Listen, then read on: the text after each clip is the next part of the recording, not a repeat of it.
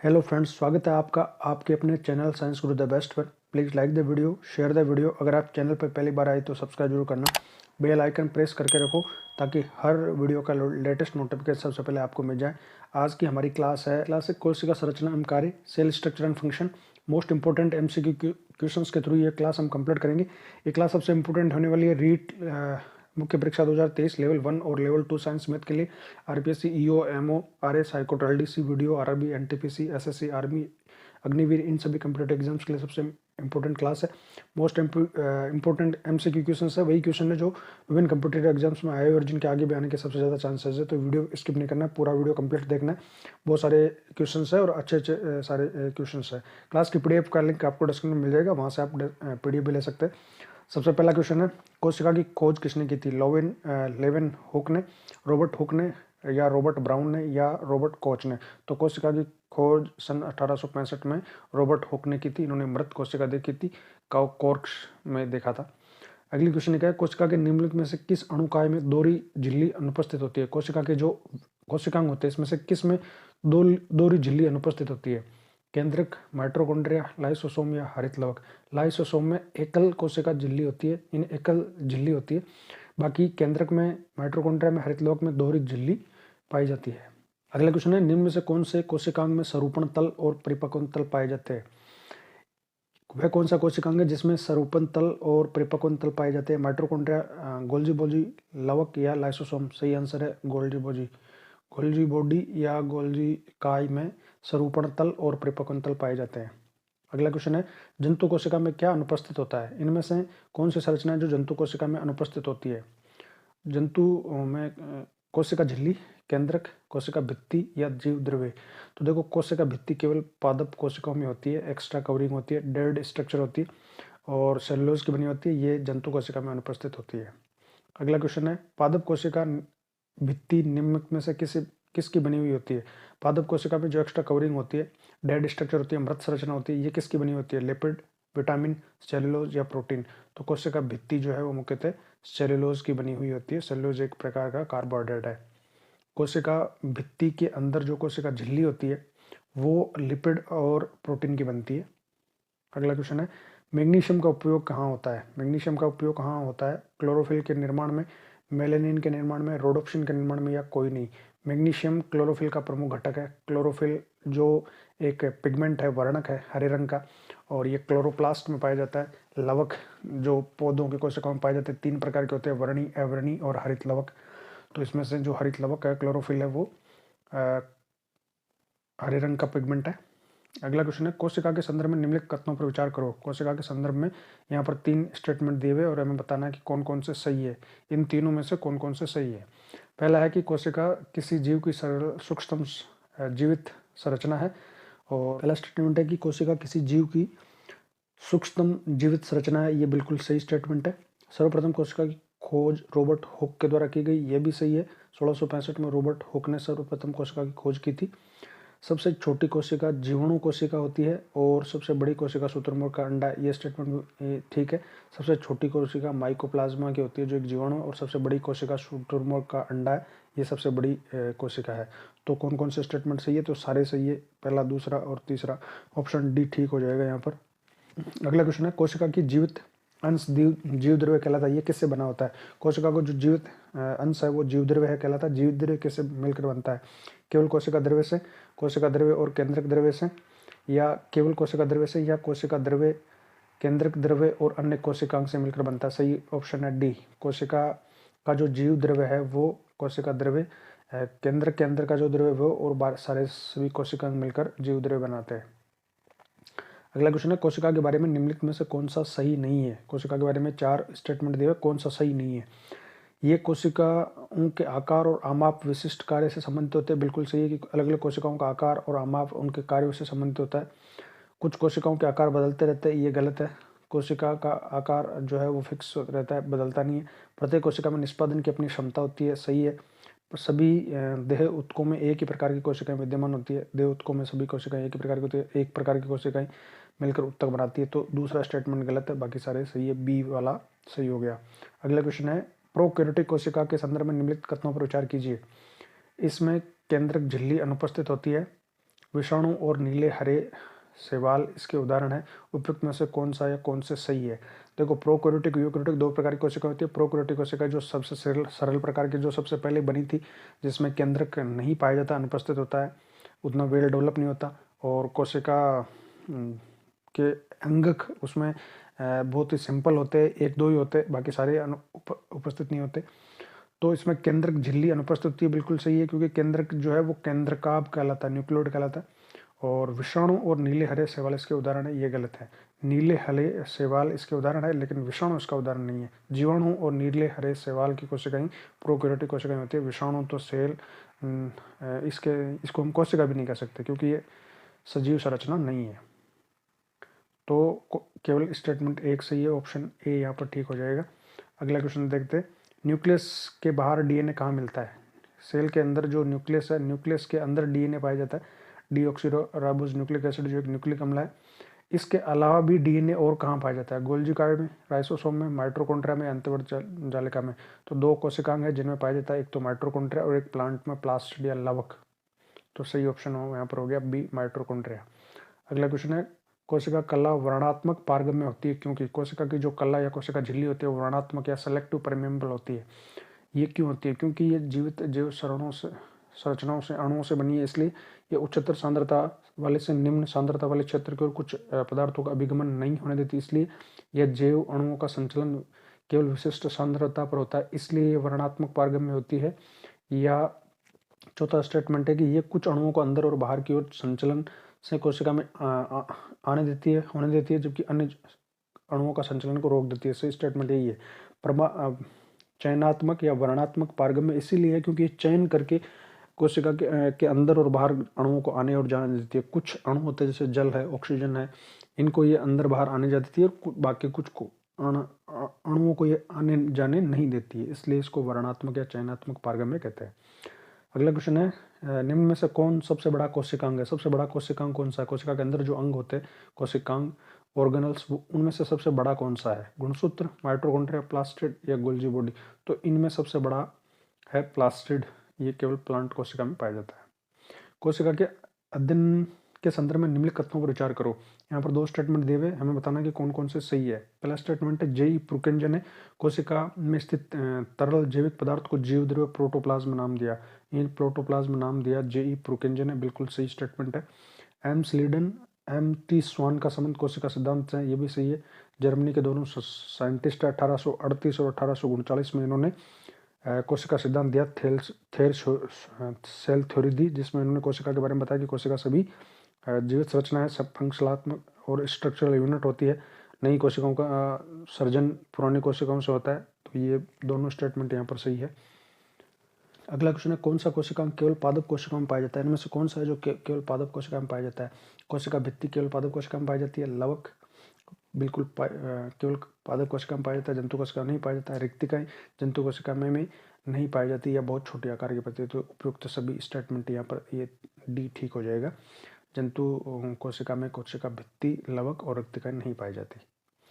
अगला क्वेश्चन है, अवर्णी लवक ल्यूकोप्लास्ट मुख्यतः पाए जाते हैं। 3 प्रकार के वर्णक होते हैं, अवर्णी, वर्णी और हरित। तो इनमें से जो अवर्णी है वो कहाँ पाए जाते हैं? जड़ों की कोशिकाओं में, तनों की कोशिकाओं में, पत्तियों की कोशिकाओं में, फूलों की कोशिकाओं में। सही आंसर है जड़ों की कोशिकाओं में अवर्णी ल्यूकोप्लास्ट वर्णक पाए जाते हैं। फूलों और बीजों को विभिन्न प्रकार के आकर्षक रंग प्रदान करता है। फूल और बीजों के जो आकर्षक रंग होते हैं वो किसकी वजह से होते हैं? ल्यूकोप्लास्ट, क्रोमोप्लास्ट, क्लोरोप्लास्ट या टोनोप्लास्ट? टोनोप्लास्ट है नहीं, बाकी तीनों वर्णक है। ल्यूकोप्लास्ट जो है वो अवर्णी है, तो इसकी वजह से होगा नहीं। और क्लोरोप्लास्ट हरे रंग का है, जबकि बीजों और फूलों के जो विभिन्न रंग होते हैं वो क्रोमोप्लास्ट या वर्णी लवक की वजह से होते हैं। क्रोमोप्लास्ट, बी ऑप्शन सही है। सेल नामक नाम किस जीव वैज्ञानिक ने सर्वप्रथम दिया था? सेल, ये नाम सबसे पहले कोशिका किसने दिया था? फ्लेमिंग ने, न्यूयॉर्क ने, रॉबर्ट हुक ने या ब्राउन ने? सही आंसर है रॉबर्ट हुक ने। इन्होंने कोशिका की खोज की थी 1665 में। अगला क्वेश्चन है, कौन सी संरचना केवल जंतु कोशिका को पादप कोशिका से विभाजित करती है? जंतु और पादप कोशिका को विभाजित करने वाली संरचना कौन सी है? राइसोसोम दोनों में पाए जाते हैं, विभाजित नहीं करेगी। माइटोकॉन्ड्रिया दोनों में होते हैं, ये भी विभाजित नहीं करेगी। सेंट्रोमियर और सेंट्रोसोम, सही आंसर है सेंट्रियोल, तारक कहा है, ये केवल जंतु कोशिका में पाए जाते हैं, प्लांट कोशिका में नहीं पाए जाते। कोशिका में राइबोसोम की अनुपस्थिति में निम्न में से कौन सा कार्य संपादित नहीं होगा? जो राइबोसोम काम करता है वो नहीं होगा, और राइबोसोम का काम है प्रोटीन का संश्लेषण करना, प्रोटीन बनाना। तो श्वसन, उत्सर्जन, प्रोटीन संश्लेषण या कार्बोहाइड्रेट संश्लेषण, सही आंसर हो जाएगा। प्रोटीन संश्लेषण नहीं होगा अगर वहाँ राइबोसोम नहीं है तो। अगला क्वेश्चन देखते हैं, यदि माइटोकॉन्ड्रिया काम करना बंद कर दे तो कोशिका में कौन सा कार्य नहीं हो पाएगा? जो माइटोकॉन्ड्रिया कार्य करता है वो, तो माइटोकॉन्ड्रिया का कार्य क्या है? भोजन का अवकरण, भोजन का ऑक्सीकरण, भोजन का पाचन, भोजन का अवशोषण। सही आंसर है भोजन का ऑक्सीकरण। ऑक्सीडेशन जिससे ऊर्जा उत्पन्न होती है ये माइटोकॉन्ड्रिया में होता है। अगला क्वेश्चन है, कोशिका का ऊर्जा ग्रह या शक्ति ग्रह, पावर हाउस किसको कहा जाता है? गोल्जी बॉडी, न्यूक्लियस, राइबोसोम या माइटोकॉन्ड्रिया? तो माइटोकॉन्ड्रिया को कोशिका का शक्ति ग्रह या ऊर्जा ग्रह या पावर हाउस कहते हैं। तो सही आंसर यहाँ पर हो गया माइटोकॉन्ड्रिया। निम्न में से कौन सा सबसे बड़ा कोशिकांग है? तो सबसे बड़ा कोशिकांग है प्लास्टिड। कोशिका के संबंध में निम्नलिखित कथनों पर विचार करो। यहाँ पर कुछ 3 स्टेटमेंट दिए हुए और हमें बताना है कि कौन कौन से सही है। देखते हैं एक एक करके स्टेटमेंट। सबसे पहला स्टेटमेंट है कि कोशिका में उपस्थित प्लाज्मा झिल्ली वर्णात्मक पारगम्य सेलेक्टिव परमेबल होती है। प्लाज्मा झिल्ली या कोशिका झिल्ली वर्णात्मक या चयनात्मक पारगम्य होती है, कुछ को जाने देती है, कुछ अणुओं को नहीं जाने देती। बिल्कुल सही स्टेटमेंट है। कोशिका में जल और गैसों का आवागमन विसरण और प्रासरण के माध्यम से होता है। बिल्कुल सही है। जल और गैसों का, कार्बन डाइऑक्साइड, ऑक्सीजन का जो आवागमन है वो विसरण और प्रासरण के माध्यम से होता है। और तीसरा है कि प्रासरण द्वारा जल ग्रहण की प्रक्रिया जीवित एवं मृत दोनों कोशिकाओं में संपन्न होती है। ये स्टेटमेंट गलत है। केवल प्रासरण द्वारा जीवित कोशिकाओं में प्रासंचरण की क्रिया होती है, मृत कोशिकाओं में प्रासंचरण नहीं होता। तो केवल 1 और 2 सही है, ऑप्शन ए ठीक है। अगला क्वेश्चन है, पादप कोशिका का सबसे बाहरी आवरण क्या कहलाता है? कोशिका झिल्ली, कोशिका भित्ति, टोनोप्लास्ट या अंतःप्रदेश जालिका? सही आंसर है कोशिका भित्ति। कोशिका को निश्चित स्वरूप कौन प्रदान करती है? कोशिका झिल्ली, कोशिका भित्ति, केंद्रिका या गोल्जी गोडी? तो कोशिका को निश्चित आकार प्रदान करने का काम है कोशिका झिल्ली का, सेल मेम्ब्रेन का। कोशिका द्रव्य में उपस्थित महीन शाखित झिल्लीदार और अनियमित कोशिकाओं का घना जाल क्या कहलाता है? कोशिका द्रव्य के अंदर एक ऐसा कोशिकांग है जो महीन शाखित और झिल्लीदार और अनियमित नलिकाएं बनाता है और उनका जाल नेटवर्क बनाता है। तो नलिकाओं से जालिका, याद रखो अंतःप्रदेश जालिका है ये जो इस तरह की स्ट्रक्चर्स बनाती है। प्रोटीन निर्माण का सक्रिय स्थल है lysosome, ribosome, mitochondria, Golgi body? Protein निर्माण का सक्रिय स्थल है राइबोसोम। राइबोसोम प्रोटीन फैक्ट्री कहलाते हैं, प्रोटीन संश्लेषण का काम करता है। लाइसोसोम पाचन का काम करता है। माइटोकॉन्ड्रिया कोशिका का शक्तिगृह ऊर्जा उत्पन्न करता है, और गोल्जी बॉडी जो है वो स्रावी अंग है। कौन सा कोशिकांग केवल पादप कोशिकाओं में पाया जाता है? कोशिका भित्ति, लवक, रक्तिकाएं, उपयुक्त सभी, उपयुक्त सभी। कोशिका शोषण का सक्रिय स्थल क्या है? कोशिका के अंदर शोषण कहाँ होता है? Golgi body, mitochondria, ribosome, lysosome? सही आंसर है माइटोकॉन्ड्रिया। अवर्णी लवक मुख्यतः पाए जाते हैं जड़ों की कोशिकाओं में पाए जाते हैं, हमने बात कर ली। फूलों और फलों में विभिन्न आकर्षक रंग ल्यूकोप्लास्ट की वजह से होते हैं। पत्तियों को हरा रंग कौन प्रदान करता है? क्रोमोप्लास्ट, क्लोरोप्लास्ट, ल्यूकोप्लास्ट या टोनोप्लास्ट? टोनोप्लास्ट नहीं है, बाकी तीनों प्लास्टिड है। इनमें से हरित लवक जो है उसको हम कहते हैं क्लोरोप्लास्ट, और क्लोरोप्लास्ट के अंदर क्लोरोफिल नाम का पिगमेंट पाया जाता है। तो पत्तियों का हरा रंग होता है क्लोरोप्लास्ट की वजह से। कोशिका की आत्महत्या की थैली किसको कहते हैं? लाइबोसोम, राइबोसोम, न्यूक्लियोसोम या गोल्जी बॉडी? सही आंसर है लाइसोसोम। लाइसोसोम को कोशिका की आत्महत्या की थैली कहते हैं क्योंकि इसके अंदर पाचक एंजाइम भरे होते हैं, लयनकारी अपघटनीय एंजाइम्स होते हैं। अगर इसकी कोशिका भित्ति या इसकी झिल्ली अगर कहीं से ब्रेस्ट होगी, फट गई, तो ये अपनी ही कोशिका को पाचन कर सकता है, इसलिए इसको सुसाइडल बैग या आत्महत्या की थैली कहा जाता है। लाइसोसोम में पाया जाने वाला वह एंजाइम जो इसमें जीव द्रव्य को घुला देने या नष्ट करने की क्षमता होती है कहलाता है। यानी जो पाचक एंजाइम्स है लाइसोसोम, वो क्या कहलाता है? सेल्स है, साइटोप्लाज्म, न्यूक्लियोप्लाज्म या हाइड्रोलाइटिक एंजाइम? सही आंसर है हाइड्रोलाइटिक एंजाइम। नेक्स्ट है, निम्न में से किसने ये मूल अवधारणा प्रस्तुत की थी कि सभी जीव कोशिकाओं के बने होते हैं? देखो, ये मूल अवधारणा सेल सिद्धांत का यानी कोशिका थ्योरी का, सेल कोशिका सिद्धांत का पार्ट है कि सभी जीव कोशिकाओं के बने होते हैं। ये बात किसने कही थी? तो जिन्होंने कोशिका सिद्धांत दिया था, और कोशिका सिद्धांत देने वाले 2 वैज्ञानिक है, एक तो है स्लाइडेन और एक टी स्वान। तो दूसरा और चौथा स्टेटमेंट यहाँ पर सही है। दूसरा और चौथा ऑप्शन डी ठीक है। कोशिका झिल्ली बनी होती है। पादप कोशिका की बाहरी संरचना मृत संरचना कोशिका भित्ति होती है, और ये होती है, कैसी होती है? पर कोशिका भित्ति पारगम्य, अर्धपारगम्य, चयनात्मक पारगम्य या अपारगम्य? तो कोशिका भित्ति जो होती है वो अपारगम्य होती है, डेड स्ट्रक्चर है ये। जबकि इसके अंदर वाली जो संरचना होती है कोशिका झिल्ली, वो चयनात्मक पारगम्य होती है। माइटोकॉन्ड्रिया का भीतरी वलन, माइटोकॉन्ड्रिया की दो झिल्ली होती है, जो अंदर वाली झिल्ली होती है उसमें वलन पाए जाते हैं, ऐसे उभार पाए जाते हैं। इन उभार को क्या कहते हैं? क्रिस्टी, ऑक्सीसोम्स, मैट्रिक्स या माइक्रोसोम्स। सही आंसर है क्रिस्टी कहते हैं। इनके ऊपर कुछ कण पाए जाते हैं जिनको F1 कण कहा जाता है, तो क्रिस्टी सही आंसर है। माइटोकॉन्ड्रिया किस में अनुपस्थित होता है? वह कौन सी कोशिका है जिसमें माइटोकॉन्ड्रिया अनुपस्थित होता है? यीस्ट में, कवक में, जीवाणु में या हरे शैवाल में? तो माइटोकॉन्ड्रिया प्रोकैरियोटिक कोशिका में अनुपस्थित होता है। तो इनमें से जो प्रोकैरियोटिक कोशिका है वो कौन? इनमें से प्रोकैरियोटिक कोशिका है जीवाणु, बैक्टीरिया। डीएनए में होते हैं, डीएनए डीऑक्सी न्यूक्लिक एसिड। इसमें क्या होता है? अमीनो एसिड, पेप्टाइड्स, पेप्टोन्स या न्यूक्लियोटाइड्स? तो सही आंसर है न्यूक्लियोटाइड्स। डीएनए में न्यूक्लियोटाइड्स होते हैं। अगला क्वेश्चन है, कोशिका में प्रोटीन संश्लेषण का स्थान कहाँ पर है? कोशिका में प्रोटीन संश्लेषण होता है राइबोसोम में। इसको प्रोटीन फैक्ट्री कहा जाता है। निम्न में से किस में वास्तविक केंद्रक नहीं पाया जाता? वास्तविक केंद्र किस में नहीं पाया जाता? प्रोकैरियोटिक कोशिका में। तो इनमें से प्रोकैरियोटिक कौन सी है? हरा शैवाल, कवक, लाइकेन या जीवाणु? सही आंसर है जीवाणु। इसमें वास्तविक केंद्रक नहीं पाया जाता, प्रोकैरियोटिक कोशिका है। निम्न में से कौन सी कोशिका सबसे लंबी है? हमारे शरीर में कौन सी कोशिका सबसे लंबी होती है? तंत्रिका कोशिका, पेशी कोशिका, अस्थि कोशिका या डेंड्राइट? तंत्रिका कोशिका सही है, ये सबसे लंबी कोशिका है।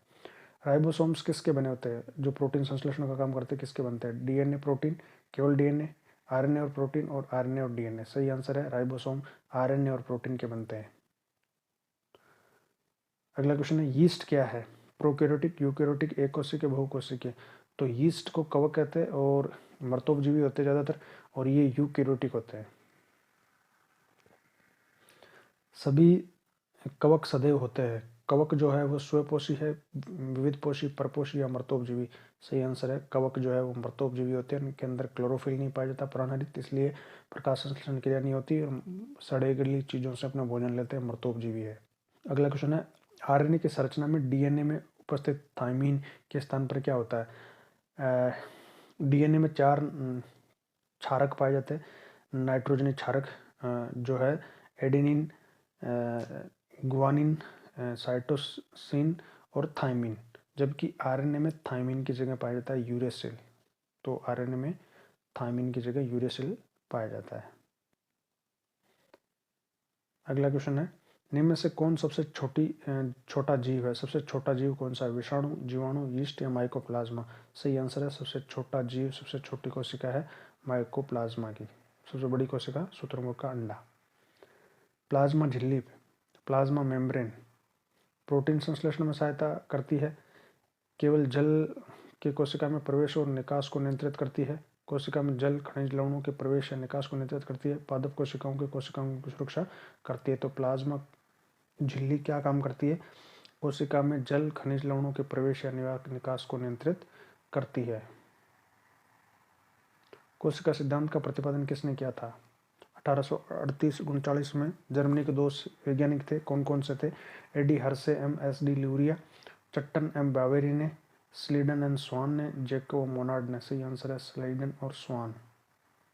पादप कोशिका में जंतु कोशिका से भिन्नता के लिए निम्न में से एक लक्षण है, एक प्रमुख लक्षण क्या है? पादप कोशिका में जो जंतु कोशिका से भिन्न है, सभी पादप कोशिकाओं में क्लोरोफिल होता है, पादप कोशिकाओं में केवल स्मूथ एंडोप्लाज्मिक रेटिकुलम अंतःपर्दी जालिका होती है, पादप कोशिकाओं की कोशिका सेलुलोज की बनी होती है, पादप कोशिकाओं में विशिष्ट नहीं पाई जाती होती। सही आंसर है पादप कोशिकाओं में एक कोशिका भित्ति होती है जो सेलुलोज की बनी होती है, जो जंतु कोशिकाओं में नहीं पाई जाती। सभी कोशिकाओं में राइबोसोम्स नष्ट कर दिया जाए, यदि कोशिका में राइबोसोम नष्ट कर दिया जाए तो राइबोसोम का काम नहीं होगा। राइबोसोम का काम क्या होता है? प्रोटीन का संश्लेषण करना, तो ये नहीं हो पाएगा। न्यूक्लिक अम्ल किस में होता है? न्यूक्लिक अम्ल केंद्रक में, कोशिका द्रव्य में, केंद्रक और कोशिका द्रव्य में, या केंद्रक एवं राइबोसोम में? सही आंसर है केंद्रक में। न्यूक्लियस के अंदर न्यूक्लिक अम्ल होता है आरएनए और डीएनए। आरएनए का मुख्य कार्य क्या है? RNA ribo nucleic acid.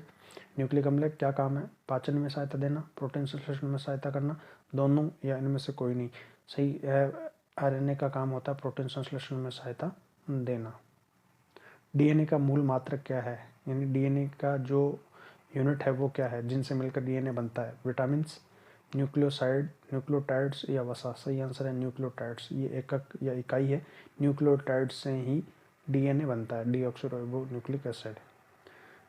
निम्न में से कौन सी कोशिका सूक्ष्मतम जीवित कोशिका है? सबसे सूक्ष्मतम जीवित जीव या कोशिका किसकी है? माइकोप्लाज्मा की है। नेक्स्ट क्वेश्चन, कोशिका में भोजन या ग्लूकोज का ऑक्सीकरण कहाँ होता है? भोजन या ग्लूकोज का ऑक्सीकरण कहाँ होता है, शोषण कहाँ होता है? क्रोमोसोम में, कोशिका द्रव्य में, केंद्रक में, माइटोकॉन्ड्रिया में? सही आंसर है ग्लूकोज का ऑक्सीकरण, भोजन या ग्लूकोज का ऑक्सीकरण माइटोकॉन्ड्रिया में होता है और यहाँ से ऊर्जा उत्पन्न होती है एटीपी के रूप में, इसीलिए इसको शक्ति गृह कहा जाता है, पावर हाउस। कोशिका गतिविधियाँ नियंत्रित की जाती है, कोशिका की जितनी भी गतिविधियाँ, जो भी काम कोशिका करती है, उनको क्लोरोप्लास्ट द्वारा, माइटोकॉन्ड्रिया द्वारा, साइटोप्लाज्म द्वारा, न्यूक्लियस के द्वारा, किसके द्वारा नियंत्रित किया जाता है? तो नियंत्रण, कंट्रोल रूम जो है वो न्यूक्लियस या केंद्रक होता है। सही आंसर है डी। वनस्पति कोशिका तथा पादप, वनस्पति कोशिका तथा पादप कोशिका में अंतर किसकी उपस्थिति से स्पष्ट है? कोशिका भित्ति, माइटोकॉन्ड्रिया, केंद्रिका, प्लाज्मा, झिल्ली? सही आंसर है कोशिका भित्ति, केवल पादप कोशिका में होती है। निम्न में से कौन सी संरचना प्रोकैरियोटिक कोशिका में नहीं पाई जाती? प्रोकैरियोटिक कोशिका में क्या नहीं पाया जाएगा? राइबोसोम, कोशिका झिल्ली, कोशिका झिल्ली एवं कोशिका भित्ति? तो केंद्रक झिल्ली सही आंसर है, केंद्रक झिल्ली, क्योंकि केंद्र की नहीं है तो केंद्र के चारों तरफ झिल्ली भी नहीं आएगी प्रोकैरियोटिक कोशिका में। अगला क्वेश्चन है, वहाँ खाद्य पदार्थों में अधिक मात्रा में नमक और चीनी डालकर इन्हें लंबे समय तक परिरक्षित किया जा सकता है। ऐसा इसलिए होता है क्योंकि नमक और चीनी जीवद्रव्य कोशिकाओं का जीवद्रव्य सूक्ष्म जीवद्रव्य कोशिकाओं का जीवद्रव्य कुंचन करते हैं। ये के कारण सूक्ष्म कोशिकाएं फट जाती है या इनके कारण सूक्ष्म कोशिकाओं का आकार बदल जाता है या खाद्य पदार्थों में पानी निकल जाता है। सही आंसर है कि चीनी और नमक जो है वो जीवद्रव्य कोशिकाओं का जीवद्रव्य कुंचन करता है, इसलिए वो जीवद्रव्य उनका सिकुड़ जाता है और लंबे समय तक भोजन जो है वो परिरक्षित रहता है। तारक केंद्रक सेंट्रियोल पाया जाता है प्राणी कोशिका में, लाल शैवाल में, प्रोकैरियोट में, पुष्प पादुका में? ये एकमात्र ऐसा कोशिकांग है जो केवल प्राणी कोशिका में पाया जाता है, बाकी में नहीं पाया जाता। तारक सेंट्रियोल, कोशिका विभाजन में इसका योगदान होता है। कोशिका के बारे में निम्न में से कौन सा कथन सही नहीं है? इनमें से एक कथन सही नहीं है, वो कौन सा है? कोशिकाओं के आकार और आमाप विशिष्ट कार्य से संबंध होते हैं। बिल्कुल, कुछ कोशिकाओं का आकार बदलते रहते हैं, ये सही नहीं है। पहला सही है, सी और डी भी सही है कि प्रत्येक कोशिका में निष्पादन की अपनी क्षमता होती है, सभी देह उत्कों में एक ही प्रकार की कोशिकाएं विद्यमान होती है, ये भी सही है। जंतु कोशिका में क्या अनुपस्थित होता है? सेलुलोज की कोशिका भित्ति का केंद्रक माइटोकॉन्ड्रिया, तो सही आंसर है जंतु कोशिका में सेलुलोज से बनी हुई कोशिका भित्ति नहीं होती, केवल पादप कोशिका में होती है। गोल्जी का उत्पन्न होते हैं सूत्र कणिका से, लाइमोजन कणिकाओं से, कोशिका भित्ति से या अंतःपर्दीय रेटिकुलम से? लाइजो और गोल्जी बॉडी या गोल्जी का या गोल्जी बॉडी जो है वो अंतःपर्दीय रेटिकुलम यानी अंतःपर्दीय जालिका एंडोप्लाज्मिक रेटिकुलम से बनते हैं।